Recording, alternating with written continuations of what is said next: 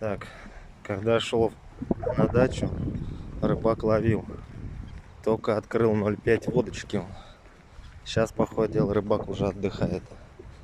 Ну, карася он солидного достал.